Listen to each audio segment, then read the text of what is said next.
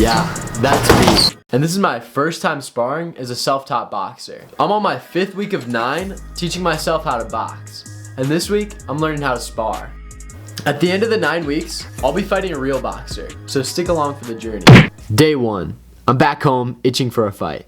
For the last 2 months, I've been away as a missionary while also training as a boxer on the road each day. Being on the road limited my options for training. But now, I've got a home gym, real boxing equipment, and most importantly, my friends. Because I've been on the road, I haven't had anyone to spar with since I started my journey, and I wanted to get straight into it. So, for my first day back, I challenged my friend Steve to some sparring at my local gym. Steve wasn't ready to get hit just yet, so I made him a deal. I'd only defend while he gets to hit me, and he agreed. The problem was that the area we were in was pretty small. I can't move. This is too small. And we were trying not to get kicked out. Surprisingly enough though, my training sort of paid off. I dodged a lot more punches than I expected. And most of the ones I let through were illegal punches. But we didn't know that until later. We kept going and I was pretty happy with how I was doing. I only really took 1 or 2 bad shots to the face. And that was expected, as I'm not some master or something. I wanted to keep going, but unfortunately we got caught. Oh my god, stop. One of the workers spotted us down the hall and we sprinted out of there before he could get to us. So me and Steve rescheduled our real spar for day 4 later in the video. After that first day, I realized something. I need a stronger neck if I'm gonna survive in the ring. Day 2, strengthening my neck before the fight. I haven't been able to go to a gym in a minute, so I started working out at my home gym. I got right into what I call Operation Thick Neck. I want to grow my neck so ginormous that I can withstand any blow to the head. But I can't achieve that without some neck workouts. So I did a crap ton of them. Day 3, hanging with the boys. I didn't do a whole lot of training this day, but I definitely got some exercise in. I played some 2-on-2 basketball with a few of my friends, and I went to the skate park for a couple of hours.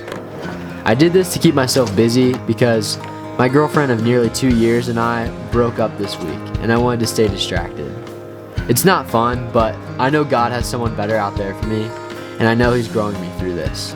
He changed my life, and I wouldn't be doing everything that I am if it wasn't for Him. So I'm gonna keep boxing. Which brings me to day 4, fighting Steve again. I hit up Steve a second time to see if he was down to box, and this time he agreed to do it for real. This isn't the first time we boxed for real though, because nearly 3 months ago, before I started my training, we fought a similar bout. But now, I've trained myself in boxing, and I can finally test out if my training was for nothing, or if I'll beat the snot out of him. We got our gear on and got ready to start throwing hands. Me and Steve are best friends, but once we started hitting each other in the face, that all went out the window. What was meant to be a friendly sparring sesh turned into a brawl. Fortunately, my newfound dodging abilities aided me and avoided Steve's wild punches. Steve's style was anything but orthodox, and it threw me off for a bit. But once I noticed I could get in and counterpunch was when I knew I could take control. Steve, weighing in at about 150 pounds, is 10 pounds heavier than me, so his punches aren't exactly fun to eat, so I stuck to the basics, throwing 1-2s and trying not to get too deep into enemy territory without an exit plan. I went in for the kill, spamming my 1-2, and it totally worked. I got him hard in the face, and he was immobilized for a second until he lashed out, throwing even more unpredictable punches.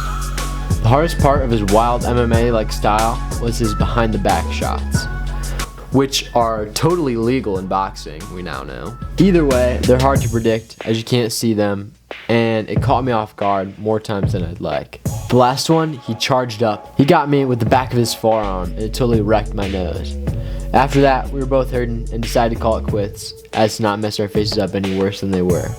Which, I'm glad we did, because my nose was swollen for a week. It still hurts to touch.